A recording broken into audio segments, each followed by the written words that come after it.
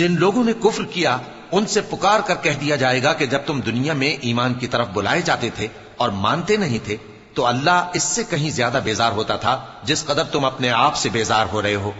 وہ کہیں گے کہ اے ہمارے پروردگار، تو نے ہم کو 2 دفعہ بے جان کیا اور 2 دفعہ جان بخشی، ہم کو اپنے گناہوں کا اقرار ہے، تو کیا نکلنے کی کوئی سبیل ہے؟ یہ اس لیے کہ جب تنہا اللہ کو پکارا جاتا تھا تو تم انکار کر دیتے تھے، اور اگر اس کے ساتھ شریک مقرر کیا جاتا تھا تو مان لیتے تھے۔ سو حکم تو اللہ ہی کا ہے جو بلند و بالا ہے، بڑا ہے۔ وہی تو ہے جو تم کو اپنی نشانیاں دکھاتا ہے اور تم پر آسمان سے رزق اتارتا ہے، اور نصیحت تو وہی حاصل کرتا ہے جو اس کی طرف رجوع کرتا ہے۔ تو اللہ کی عبادت کو خالص کر کے اسی کو پکارو، اگرچہ کافر برا ہی مانے۔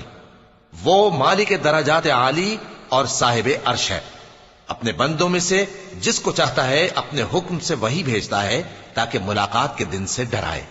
جس روز وہ نکل پڑیں گے ان کی کوئی چیز اللہ سے مخفی نہ رہے گی۔ سوال ہوگا آج کس کی حکومت ہے؟ جواب ملے گا اللہ کی، جو اکیلا ہے، بڑا زبردست ہے۔ آج کے دن ہر شخص کو اس کے اعمال کا بدلہ دیا جائے گا۔ آج کسی کے حق میں بے انصافی نہیں ہوگی۔ بے شک اللہ جلد حساب لینے والا ہے۔ اور ان کو قریب آنے والے دن سے ڈراؤ جبکہ دل غم سے بھر کر گلوں تک آ رہے ہوں گے۔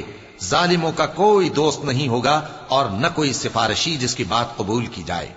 وہ آنکھوں کی خیانت کو جانتا ہے اور جو باتیں سینوں میں پوشیدہ ہیں ان کو بھی، اور اللہ سچائی کے ساتھ فیصلہ فرماتا ہے، اور جن کو یہ لوگ پکارتے ہیں وہ کچھ بھی فیصلہ نہیں کر سکتے۔ بے شک اللہ سننے والا ہے، دیکھنے والا ہے۔ کیا انہوں نے زمین میں سیر نہیں کی تاکہ دیکھ لیتے کہ جو لوگ ان سے پہلے تھے ان کا انجام کیسا ہوا؟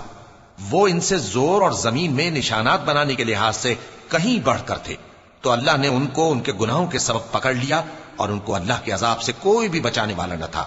یہ اس لیے کہ ان کے پاس پیغمبر کھلی دلیلیں لاتے تھے تو وہ کفر کرتے تھے، سو اللہ نے ان کو پکڑ لیا۔ بے شک وہ صاحب قوت ہے، سخت عذاب دینے والا ہے۔